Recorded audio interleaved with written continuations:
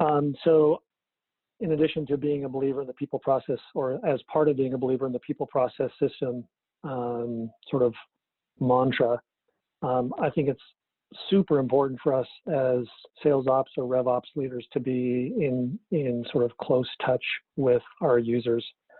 And I'm not saying that everything that users ask for we should do. We'll talk more about that probably later on in the call as well. But certainly understanding sort of on the front lines what's happening and how effective the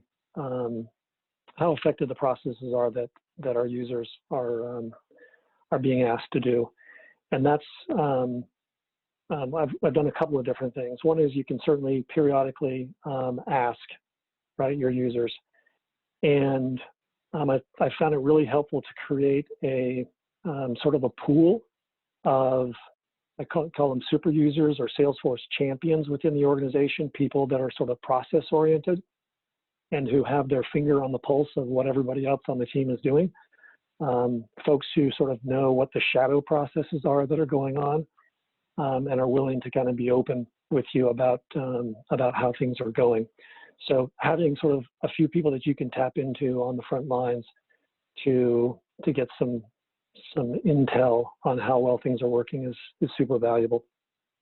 And then having periodically taking some time to do what they used to call, I think, contextual inquiry, where you basically watch what your users are doing, can be super valuable.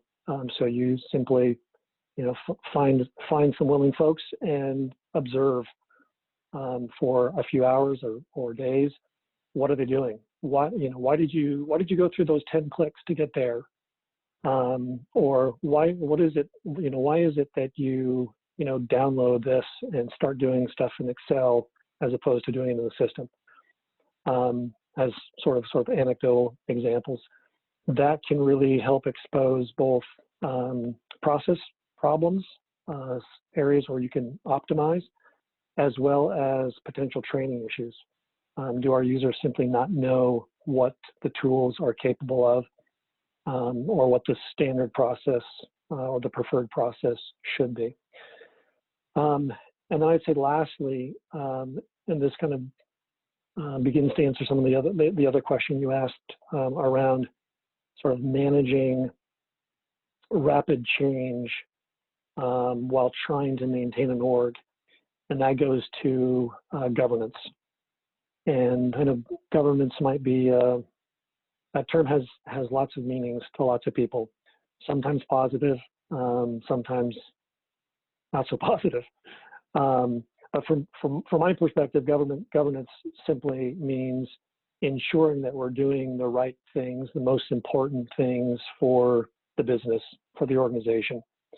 We can still move fast, but we do so in a way that avoids the pitfalls of not taking the time to carefully evaluate process changes. And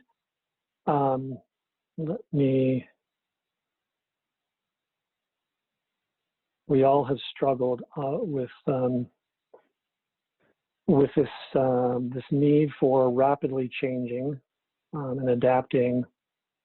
I'm just going to put a slide up here for a second while I talk to this a little bit. With the need to rapidly change while also sort of keeping the boat afloat, right? And ultimately, the best outcome is to put into place a simple set of processes and cadences that will ensure that we're effectively intaking new requests and new needs, while at the same time, maintaining the status quo.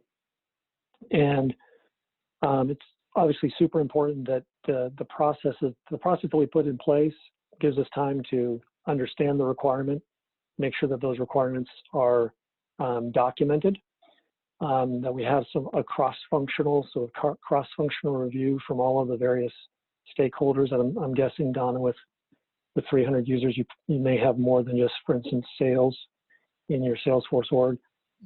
So making sure that there's sort of cross-functional representation from all of the stakeholders in Salesforce, and then ensuring that we take the time to review before it's actually implemented a solution, right? So what exactly is the proposed solution to the business need, and does that solution actually meet the sort of the fundamental business requirement that's being addressed?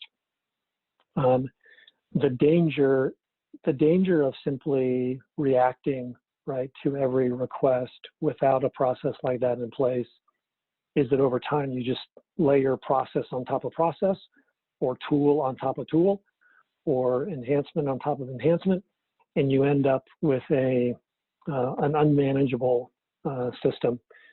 Lots of customization, people doing things a whole bunch of different ways, and the system becomes unmanageable and people stop using the system, so you now have an adoption problem.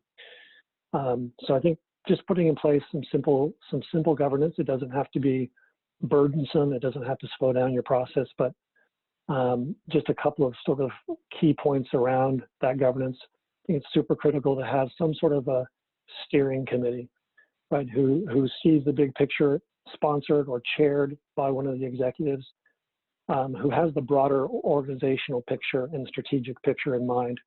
So that as new requests come in, or as the need for process occurs, you have someone sitting in that group who can help to really provide guidance and steering.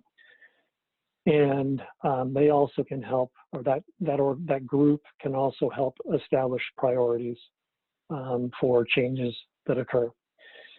And then you also need a team that is dealing with more of the mundane, like the day-to-day stuff, right?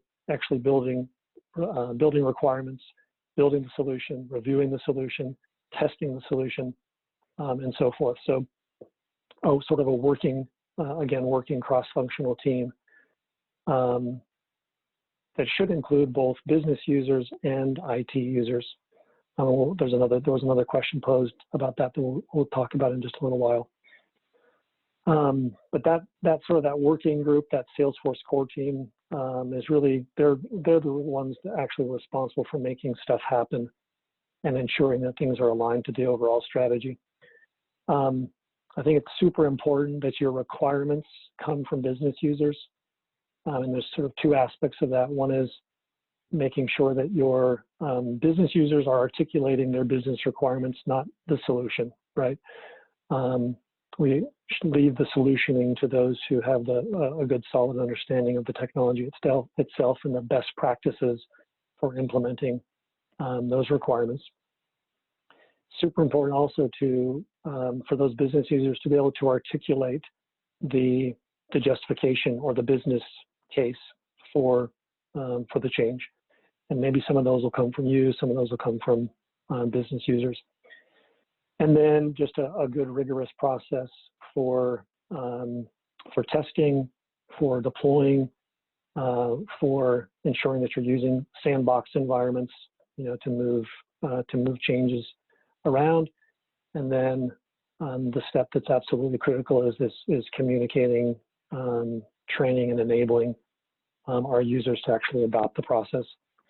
And I found it super helpful to be communicating way in advance of the change actually being made, communicate at the time the change is made, and communicate after the change is made what has occurred to ensure that there's that adequate time for understanding, sort of preparation, and then understanding, and then enablement. So